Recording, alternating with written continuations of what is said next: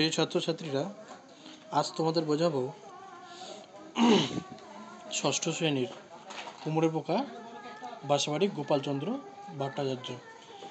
তার আগে তোমাদের একটা জিনিস বলে দিই, এই পোকামাকড় নিয়ে চর্চা, যারা চর্চা করে এই পোকামাকড় নিয়ে, তাদেরকে সেই চর্চাকে কি বলে জানো? হেলমিনথোলজি। হেলমিনথোলজি কি বলে? পোকামাকড় চর্চাকে হেলমিনথোলজি। পোকামাকড় চর্চাকে কি বলে? হেলমিনথোলজি। তো তোমাদের আজকে এটা বোঝাবো, কুমড়ো পোকা হচ্ছে এক ধরনের পোকা, যেটা কালো ধরনের লিকলিকে একটা পোকা। তো সেই পোকাটা কি করে সেটা নিয়ে গোপালচন্দ্র ভট্টাচার্য লিখেছেন। এই গোপালচন্দ্র ভট্টাচার্য এই পোকামাকড় নিয়ে বেশ গবেষণা তিনি করছেন, তার সম্পর্কে লিখেছে। বলছে, আমাদের দেশে ঘরের আনাচে কানাচে বা দেয়ালের গায়ে লম্বাটায় ধরনের এবড়ো খেবড়ো এক একটা শুকনো মাটির ডেলা লেগে থাকতে দেখা যায়। মাটির ডেলা বলতে আমাদের আগে আমাদের এদিকে কী হতো, মাটির ঘর থাকতো। সে মাটির ঘরে কী বলতো, ডেলা মানে ডিবি ডিবি থাকতো। সেগুলি এক প্রকার কালো রঙের লিকলিকে পোকা, কুমড়ো পোকার বাসা। ওই যে ঢেলাগুলো থাকবে দেখবে, সেগুলো বুঝতে পারবে যে এগুলো হচ্ছে এক একটা কুমড়ো পোকার বাসা। কোন পোকা? পোকার রঙ কেমন দেখতে? কালো রঙের লিকলিকে, যেগুলোকে বলা হয় কুমড়ো পোকা। এ পোকাগুলি গায়ের রং আগাগোড়া মিশমিশে কালো, কেবল শরীরের মধ্যস্থল বোটার মতো সরু অংশটা হলদে। বলছে এর গোটা শরীরটাই কিন্তু কালো, কিন্তু মাঝখানের যে অংশটা আছে সেটা অনেকটা একটু হলদে প্রকৃতির হয়। ডিম পারবার সময় হলেই এরা বাসা তৈরি করবার জন্য উপযুক্ত স্থান খুঁজতে বেরোয়। আচ্ছা, কারা ডিম পারবার সময় হলে খুঁজতে যায়? কোথায় খুঁজতে যায়? কুমড়ো পোকারা যখন ডিম পাড়ার সময় হয় তখনই তারা কী হতো, বাসার জন্য একটা উপযুক্ত স্থান খুঁজে বার করে। 2-4 দিন ঘুরে ফিরে মনমতো কোনো স্থান দেখতে পেলেই তার আশেপাশে বারবার ঘুরে বিশেষভাবে পরীক্ষা করে দেখে। তারপর খানিক দূর উড়ে গিয়ে আবার ফিরে আসে এবং স্থানটাকে পুনঃ দেখে। পুনঃ মানে কি বলতো? আবার বারবার। পুনঃ বলতে কি বলতো? বারে বারে, মানে বারে বারে ওই স্থানটা কি বলে? নিরীক্ষণ করে তারপরে 2-3 বার এরূপভাবে এদিক ওদিক উড়ে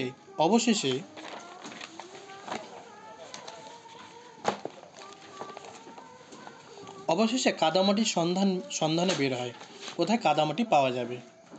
যতটা সম্ভব নিকটবর্তী স্থানে কাদামাটির সন্ধান করতে সময় 2-1 দিন চলে যায়। বলছে কাদামাটির সন্ধান করতে করতে কয়দিন চলে যায় কুমড়ো পোকার? 2-1 দিন চলে যায়।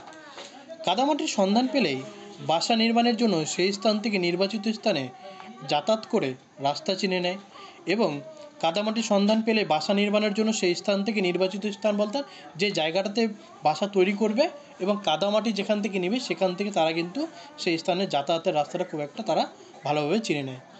সাধারণত আশেপাশে 40 থেকে 50 গজ ব্যবধান থেকেই মাটি সংগ্রহ থাকে। এরা কোথা থেকে সংগ্রহ করে? যেখানে বাসা বানানো থেকে বেশ দূর হবে না। কতটা দূর হবে?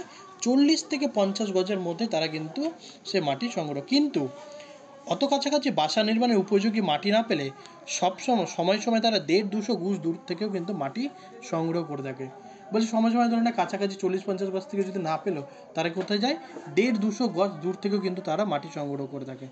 কাছাকাছি কোনো স্থান থেকে মাটি সংগ্রহ করে বাসার একটা কুঠির নির্মাণ প্রায় শেষ করে এনেছে। এমন সময় সেই স্থানে কাদামাটি চাপা দিয়ে বা বাসাটা সরিয়ে ফেলে দেখেছি, সংস্কার বশে হোক আর বুদ্ধি করে হোক, কুমড়ো পোকাটা বাসার সন্ধান না পেয়ে কোনো একটা জলাশয়ের পরে উড়ে গিয়ে সেখান থেকে ভিজা মাটি সংগ্রহ করে পূর্বর জায়গায় নতুন করে বাসা তৈরি শুরু করেছে। বলছে তারা কি বলছে? 150-200 গজ দূর থেকে তো মাটি সংগ্রহ করে থাকে। এবার কাছাকাছি কোনো স্থান থেকে যদি মাটি সংগ্রহ করে বাসার একটা কুঠির নির্মাণ করে প্রায় শেষ করে এনেছে, এমন সময় সেই স্থানে কাদামাটি চাপা দিয়ে বা বাসাটা সরিয়ে ফেলে দেখেছি। বলছে যেখানে তাদের ধরনের কুঠির নির্মাণটা শেষ হয়ে যায়, তো এমন সময় সেই স্থান থেকে আমি কাদামাটিটাকে সরিয়ে দিয়েছি। এবং তারা কী ভেবেছে বলতো? বা সংস্কার বশই হোক বা বুদ্ধি করে হোক, কুমড়ো পোকাটা বাসার সন্ধান না পেয়ে কোনো একটা জলাশয়ের পাড়ে উড়ে গিয়ে সেখান থেকে ভিজা মাটি সংগ্রহ করে আবার পূর্বের জায়গায় কী বলতো, আবার যে জায়গাটা ছিল সেই জায়গায় আবার নতুন করে তারা বাসা তৈরি করে। যতবারই এরূপ করেছে ততবারই দেখেছি পুকুর বা নালা ডোবা যত দূরেই থাকুক না কেন, সেখান থেকে ভিজা মাটি এনে বাসা তৈরি করেছে তারা। এইসব অসুবিধার জন্য অবশ্য বাসা নির্মাণে যথেষ্ট বিলম্ব ঘটে। বলছে এইভাবে তারা বাসা তৈরি করতে করতে কী হয়? বাসা তৈরি করতে অনেকটা দেরি হয়ে যায়, মানে একটা বাসা তৈরি করতে তাদের অনেক সময় লেগে যায়। একটি কুঠুরি তৈরি হয়ে গেলে তার মধ্যে উপযুক্ত পরিমাণ খাদ্য পোকামাকড় ভর্তি করে তাতে একটি মাত্র ডিম পেড়ে মুখ বন্ধ করে তারই গা ঘেঁষে নতুন কুঠুরি নির্মাণ করে। তাহলে কি করে তারা, একটি কুঠুরি যদি তৈরি হয়ে যায় সেই কুঠুরির মধ্যে কি করবে, উপযুক্ত পরিমাণে খাদ্য দিয়ে দিবে, আর কি করবে সেখানে পোকামাকড় ভর্তি করে উপযুক্ত পরিমাণ খাদ্য বলতে অর্থাৎ পোকামাকড় ভরে দিবে সেই কুটির মধ্যে, পোকামাকড় ভরে সেখানে মাত্র একটা ডিম কুপন পোকা কী করবে, কি একটা ডিম কী করে সেখানে পেড়ে দিবে, একটা ডিম পেড়ে ওই বাসাটা বন্ধ করে আবার নতুন করে কুঠুরি তৈরি করবে। কাজে এ থেকে মনে হয় যে কুমড়ে পোকা ইচ্ছে মতো ডিম পারবার সময় নিয়ন্ত্রণ করতে পারে, অর্থাৎ তারা ইচ্ছেভাবে ডিম পারতে পারে, কটা এই কুঠুরিতে একটা ডিম দিতে হবে, কুঠুরিতে একটা, এইভাবে তারা ডিম পারতে পারে। মানে অনেক সময় কি ডিম পেরে যায় কিন্তু কুমড়ে পোকা এটা নিয়ন্ত্রণ নিজেদের মধ্যেই করতে পারে। বাসা নির্মাণের জন্য মাটি সংগ্রহ করবার সময় উড়ে গিয়ে ভিজা মাটির ওপর বসে, লেজ নাচাতে নাচাতে এদিক ওদিক ঘুরে ফিরে দেখে। বলছে বাসা নির্মাণের জন্য তারা মাটি সংগ্রহ করবার জন্য উড়ে গিয়ে কোথায় ভিজে মাটির উপর বসে এবং লেজ নাচাতে নাচাতে এদিক ওদিক ঘুরে ফিরে দেখে যে কোথায় উপযুক্ত মনে হলে সেখান থেকে ভিজা মাটি তুলে নিয়ে চোয়ালের সাহায্যে খুব ছোট্ট একটা ডালা মাটি মটর ডানার মতো গোল করে মুখে করে উড়ে যায়। বলছে সেখানে কি বলতো, গিয়ে আগে দেখবে এদিক, মানে কি অ্যাকচুয়ালি চারিদিকটা দেখা যে তার কোনো বিপদ নেই তো, সে কী করে তখনই কি বলতো একটা চোয়ালের মতো ছোট্ট মটর ডানার মতো মাটির ডালা নিয়ে সে কিন্তু উড়ে যাবে। মাটি করে তোলবার সময় অতি তীক্ষ্ণ স্বরে একটা গুনগুন শব্দ করতে থাকে। বলছে তাদের মাঝখানে কী দেখতে হবে, যখন মাটিটা তুলবে তখন কি বলতো, যেরকম আমরা ধরুন কোনো কাজ করতে গেলে ছোটো একটা গান করি, তারাও কিন্তু একটা গুনগুন করে কিন্তু সে কাজটা করে। মুখ দিয়ে চেপে চেপে মাটির ডেলাটাকে দেয়ালের গায়ে অর্ধ চক্রাকারে বসিয়ে দেয়। মাটির ডেলাটাকে লম্বা করে চেপে বসাবার সময়ও তীক্ষ্ণ স্বরে একটানা গুনগুন করে শব্দ করতে থাকে। কোনো অদৃশ্য স্থানে বাসা বাঁধবার সময়ও এই গুনগুন শব্দ শুনে বুঝতে পারা যায় কুমড়ে পোকা বাসা বাঁধছে। বলে যখনই তুমি অচেনা ভেতে যাবে, যখন এরকম গুনগুন শব্দ দেখতে পাবে, শুনতে পাবে, তখনই বুঝতে পারবে যে কুমড়ে পোকার হয়তো কোথাও বাসা বেঁধেছে। পুকুর ধারে কাদামাটির ওপর মাছের মতো এক প্রকার ক্ষুদ্র ক্ষুদ্র পোকা ঘুরে ঘুরে আহার সংগ্রহ করে। পুকুরের ধারে দেখবে কাদামাটির ওপরে মাছের মতো ছোট্ট ছোট্ট কোনো পোকাকে দেখবে যে তারা কোনো আহার মানে কি খাবার সংগ্রহ করছে। এরূপ স্থলে মাটি তোলবার সময় ওইরূপ কোনো পোকা তার কাছে এসে পড়লে মাটি তোলা বন্ধ রেখে তাকে ছুটে গিয়ে তাড়া করে। বলছে কোনো ধরনের পোকা আসছে খাবার সংগ্রহ করতে, তখন যখনই দেখলো তারা এরকম পোকা এসে, তখন কি বলতো মাটির ঢালাটা নেওয়া বন্ধ করে তারা সবার আগে শিকারে চলে যায়। অর্থাৎ সেই পোকাটা তাদের দরকার আছে, সেই পোকাটা কারণ তাদের সে কুটির মধ্যে দিতে হবে, সেই জন্য সেই পোকাটাকে তারা শিকার করতে চলে যায়, ছুটে গিয়ে তাড়া করে। যা হোক, বারবার এরূপ এক এক ডালা মাটি এনে ভেতরের দিকে ফাঁকা রেখে, মানে তারা এমনভাবে কুটির তৈরি করে ভেতরের দিকে ফাঁকা রাখে, ক্রমশ উপরের দিকে বাসা গেঁথে তুলতে থাকে। প্রায় 1.25 ইঞ্চি লম্বা হলে গাঁথুনি ক্ষান্ত করে। কত ইঞ্চি ওদের গাঁথনিতে হয়? 1.25 ইঞ্চি। তাদের যে সেই কুঠুরিটা তৈরি করে, কুঠুরি তৈরি করার গাঁথনিটা কত? 1.25 ইঞ্চি, মানে 1 ইঞ্চি থেকে একটু বেশি। এরূপ একটি কুঠুরি তৈরি করতে প্রায় 2 দিন সময় লেগে যায়। তাহলে এক একটা কুঠুরি তৈরিতে কদিন সময় লাগে? প্রায় 2 দিন সময় লেগে যায়। ইতিমধ্যে মাটি শুকিয়ে বাসা শক্ত হয়ে যায়। কুমড়ে পোকা তখন কুঠুরির ভিতরে প্রবেশ করে মুখ থেকে এক প্রকার লালা নিঃসৃত করে তাহার সাহায্যে কুঠুরির ভেতরের দেয়ালে প্রলেপ মাখিয়ে দেয়। আমরা যেরকম কী করি, যে মাটির দেওয়াল হলে কী করি, তো মাটির সাথে মাটি মিশিয়ে অর্থাৎ জল দিয়ে মাটিকে গুলিয়ে নিয়ে তারপর কী বলতো লেপে দিই কি না, সেরকমই কী করে বলতো কুমড়ে পোকা, তারা কী করে মুখে লালা দিয়ে সে দেওয়ালটাকে কিন্তু প্রলেপ দিয়ে দেয়। প্রলেপ দেওয়া শেষ হলে শিকারের অন্বেষণ মানে কি অন্বেষণ মানে খোঁজে, অর্থাৎ কী বলতো যখনই প্রলেপ দেওয়া শেষ হয়ে গেলো তারা তখন কী হয়ে যায়, শিকারের খোঁজে বেরিয়ে পড়ে। আমাদের দেশে বিভিন্ন জাতীয় ক্ষুদ্র ক্ষুদ্র মাকড়সার অভাব নেই। বলছে আমাদের এখানে কিন্তু মাকড়সার অভাব নেই।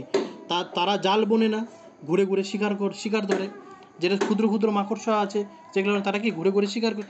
এই কুমড়ে পোকারা তখন বেছে বেছে এরূপ ভ্রমণকারী মাকড়সাকে শিকার করে। অর্থাৎ কোন কোন মাকড়সাকে শিকার করে?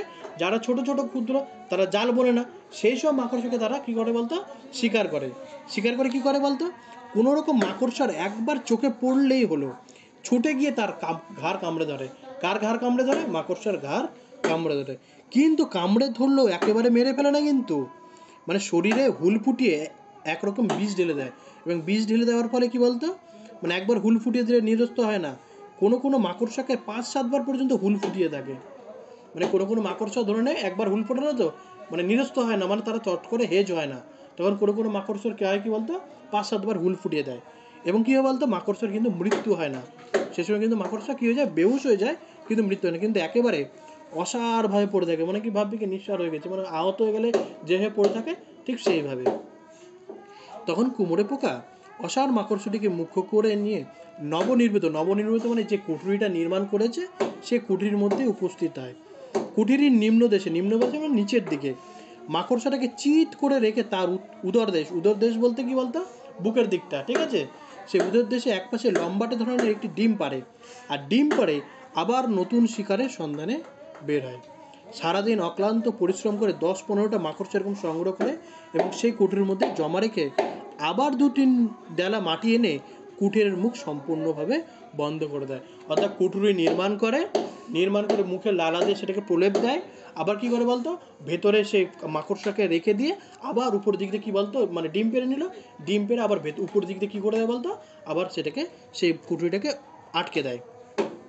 তারপর 2-1 দিনের মধ্যেই পূর্বোক্ত কুঠুরির গায়ে আরেকটি কুঠুরি নির্মাণ করে, ঠিক আবার সেম কাজ, যেভাবে একটার পাশে একটা কুঠুরি নির্মাণ করে সেরকম আবার তার পাশে আরেকটা কুঠুরি কিন্তু এভাবে নির্মাণ করে। সেই কুঠুরিটিও মাকড়সা পূর্ণ করে তাদের ডিম পেড়ে মুখ বন্ধ করবার পর তৃতীয় কুঠুরি নির্মাণ করতে আরম্ভ করে। এভাবে 1টা 2টা এবং 3 নাম্বার এরূপেই এক একটি বাসার মধ্যে 4-5টা কুঠুরি নির্মিত হয়। অর্থাৎ একটা বাসার মধ্যে কোনো প্রকার কতগুলো কুঠুরি থাকে, 4 থেকে 5টা কিন্তু কুঠুরি থাকে। আর ডিম পাড়া সম্পূর্ণ হয়ে গেলে সে তার ইচ্ছা মতো যে কোনো স্থানে চলে যায়। কী করে বলতো, ডিম পাড়া হয়ে গেলে যে কোনো স্থানে চলে যায়, বাসার আর কোনো খোঁজ খবর নেয় না। বাচ্চাদের জন্যে খাদ্য সঞ্চিত রেখেই সে কিন্তু খালাস। অর্থাৎ বাচ্চাদের জন্য খাদ্য সঞ্চিত, কুমড়ো পোকা কী করে বলতো, বাচ্চাদের জন্য খাদ্য সঞ্চিত রাখলো, খাদ্য সঞ্চিত রেখেই তাদের মুখটা আটকে দিয়ে তারপর তারা নিজেদের মধ্যে চলে যায় এবং তাদের আর কোনো খোঁজ খবরও নেয় না। তাহলে বোঝা গেল কুমড়ো পোকা বাসা বাড়িটা? হ্যাঁ, সবাই বুঝতে পারলে? সবাই বুঝতে পেরেছো? হ্যাঁ, ঠিক আছে, এটাই তোমাদের পড়া থাকলো এবার।